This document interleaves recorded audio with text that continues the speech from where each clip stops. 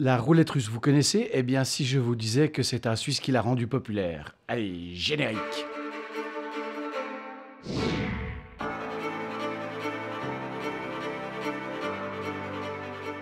Georges Surdez, né en 1900 à Bienne, en Suisse, dans une famille francophone, qui, elle, ressemble à une carte postale, mais un peu déprimante.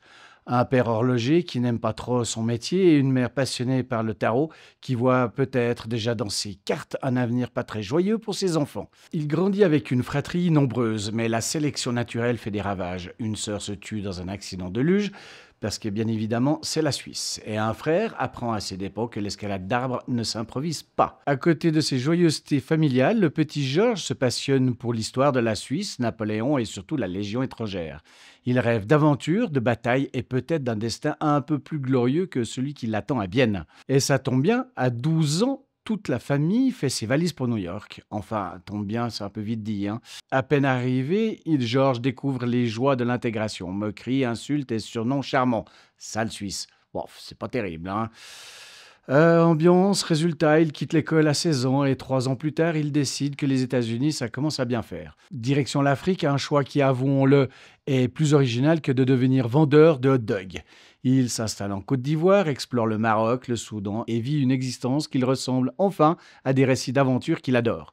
Mais l'Afrique, c'est bien, sauf que ça ne paye pas les factures.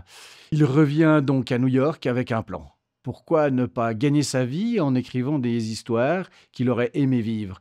Coup de bol, il est bon, même très bon. Ses nouvelles d'aventures sont rapidement publiées dans Adventure, un magazine spécialisé dans les récits de baston, de bravoure et de personnages qui meurent de façon bien plus spectaculaire que dans un accident de luge. Au début, il écrit en amateur, mais dès 1922, il en fait son métier à plein temps. Exit les petits boulots ingrats, bonjour les royalties, il écrit des récits policiers, des histoires d'amour en Afrique. Et oui, on a beau être un dur, mais on est quand même romantique. Et se taille une belle réputation dans le milieu des pulps, ces magazines bon marché où l'on trouve plus de testostérone que de finesse littéraire. Son talent ne passe pas inaperçu. En 1927, Hollywood s'intéresse à l'une de ses histoires et l'adapte au cinéma. Aux commandes, un certain Joseph Kennedy, père du futur président des États-Unis. Voilà qui change des insultes new-yorkaises de son adolescence. En 1928, George devient officiellement américain, encouragé par sa femme Edith, une enseignante nettement plus âgée que lui. Au début, elle supporte son métier d'auteur de pulps jusqu'à ce qu'en 1943, elle se lasse et parte avec un autre homme. Ah, le pauvre. Charmant, mais qu'importe, George a une carrière florissante et surtout un sujet de prédilection, la Légion étrangère. C'est dans cet univers qu'il place Russian Roulette, sa nouvelle la plus marquante, publiée en 1937.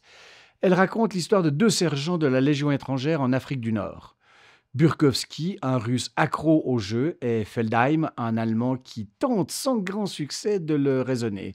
Mais Burkowski ne joue pas seulement son argent, il joue avec sa propre vie. Il introduit un concept qui deviendra mythique, la roulette russe. Une balle dans le barillet, on tourne, on appuie sur la gâchette et on voit si la chance est au rendez-vous. Spoiler, elle finit par ne plus l'être. Surdez prétend que ce jeu aurait été inventé en 1917 par des officiers russes désespérés alors que l'armée tsariste battait en retraite. Vérité historique ou fabuleux baratin? Difficile à dire, mais une chose est sûre, la première trace écrite de cette pratique vient de lui. Même l'Oxford English Dictionary le confirme. Vrai ou non, son récit s'impose. En 1954, le chanteur Johnny Ace prend l'histoire un peu trop au sérieux et perd une partie de roulette russe. Pour de vrai.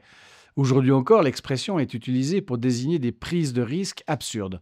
En 2024, le secrétaire général de l'ONU l'emploie pour expliquer que l'humanité joue à la roulette russe avec la planète, ce qui honnêtement n'a rien de rassurant. Et Surdez dans tout ça? Il échappe aux balles, aux accidents absurdes et aux drames familiaux. Il meurt en 1949 d'une mort parfaitement naturelle. Pour un homme qui a immortalisé un jeu suicidaire, c'est presque ironique. La roulette russe, une partie où on ne gagne jamais vraiment, mais au moins on ne perd qu'une seule fois. Si vous avez survécu à cette vidéo, n'oubliez pas de vous abonner et de liker. Le seul risque, c'est de devenir accro à l'histoire. Allez, ciao!